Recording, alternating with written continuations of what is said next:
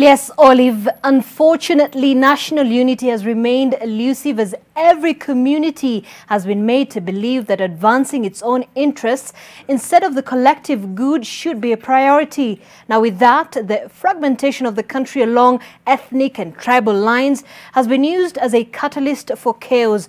While the political elite have been accused of engaging in ethnic mobilization through political party outfits instead of de-ethnicizing the country by enhancing nationalism and patriotism. Take a look. This moment in the country's political history revealed the extent to which tribal forces could quickly bring a country to the brink of a civil war. Lives lost, property destroyed, and thousands left internally displaced. Clashes mainly between the larger ethnic tribes, the Kikuyus, Luos and Kalenjins, erupted after Mwai Kibaki was declared the winner amidst accusations of rigging and electoral manipulation. Analysts say ethnicity per se has never been the problem.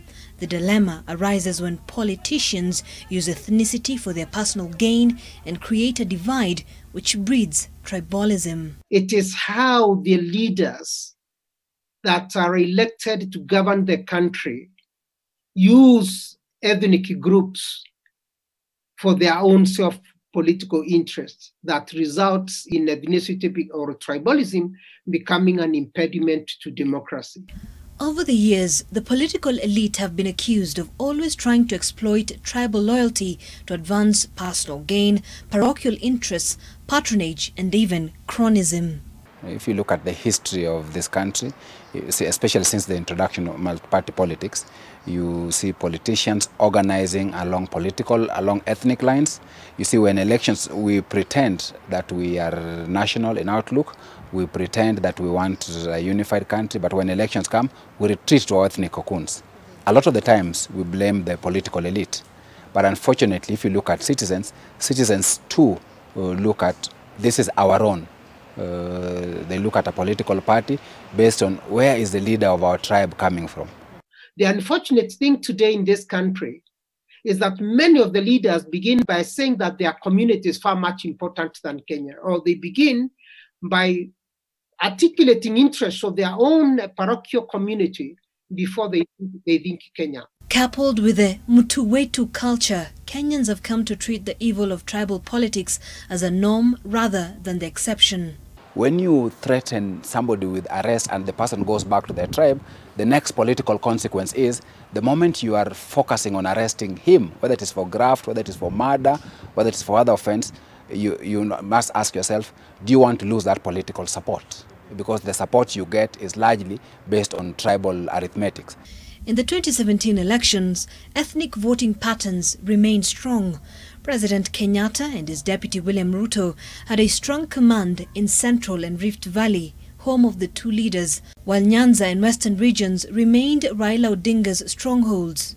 The largest or numerically large 5 groups that tend to form political parties that compete among each other, they form alliances among themselves, and in the process exclude others. And yet in any particular country, even a very small group matters most in a democracy. These so-called Big Five have always had immense influence on who is elected owing to their numerical advantage. According to the latest Kenya National Bureau of Statistics survey, the largest native ethnic groups are the Kikuyu with 8.1 million people, followed by the Luya with 6.8 million people, the Kalenjin who number 6.3 million, the Luo at 5 million, and Kamba at 4.6 million people. We may have to ask ourselves whether the kind of electoral system that we have is the best electoral system. I think improving on that electoral system so that somebody who is from El Molo can have an equal chance of being president as a Kikuyu and as a Luo is going to be fundamental. Because if elections continues being about only the Big Five tribes, then dealing with ethnic tensions is still going to be a pipe dream for the country.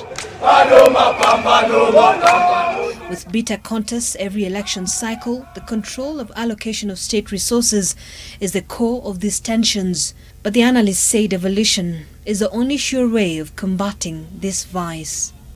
If we make devolution work in this country, if we make devolution work, I think we would be saying kwaheri to tribalism that divides the society. People would be thinking as one society because they would know that the development of every county contributes a lot to the development of Kenya itself as a nation.